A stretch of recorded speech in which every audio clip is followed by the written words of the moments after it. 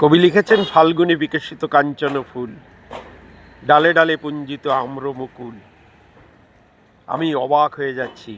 এই গাছটির মূল ডালটা আমি কেটে দিয়েছিলাম গত বছর। তারপর যে ডালটি ছিল, দেখুন তার অবস্থা। ফুলে ফুলে মৌমাছি দুলে যায়, মুকুলে মুকুলে ভরা সমস্ত শাখায়। অপূর্ব লাগে দেখতে। কেন যে কবি লিখেছেন, আমার সোনার বাংলা, আমি তোমায় ভালোবাসি। চিরদিন তোমার আকাশ, তোমার বাতাস, আমার প্রাণে বাজায় বাঁশি। কোথায় গেলে পাবে বলো এমন আম্রবকুল? সমগ্র বিশ্ব ঘুরে বেড়াও, সন্ধ্যার পরে আপনি যদি আমার এই আম গাছের নিচে এসে দাঁড়ান, আপনাকে মোহিত করে দেবে এক অদ্ভুত মাদকতায়।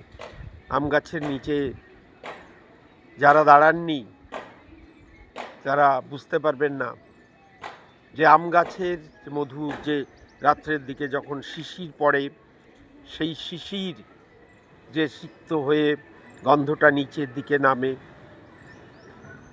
আমি একবার ছবি বিশ্বাসের বাড়ির ওখানে বাদুতে ছোট জাগুলিয়ায় গেছিলাম বেড়াতে, 3 বন্ধু মিলে। সন্ধ্যার পরে সত্যি এমন মাদকতায় মুগ্ধ হয়ে গেছিলাম যে আর ফিরে আসতে চাইছিলাম না। আকাশে ছিল পূর্ণিমার চাঁদ।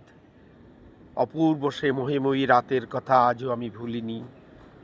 সঙ্গে থাকবেন বন্ধু, গাছ লাগান, গাছ বাঁচান, গাছের সঙ্গে থাকুন। এমনি সৌন্দর্য আপনার মনকে পাগল করে দিক। আপনি সিক্ত হন সুন্দরের ভালোবাসায়। ভালো থাকুন, সঙ্গে থাকুন। পারলে আমাকে একটু ফলো দেবেন,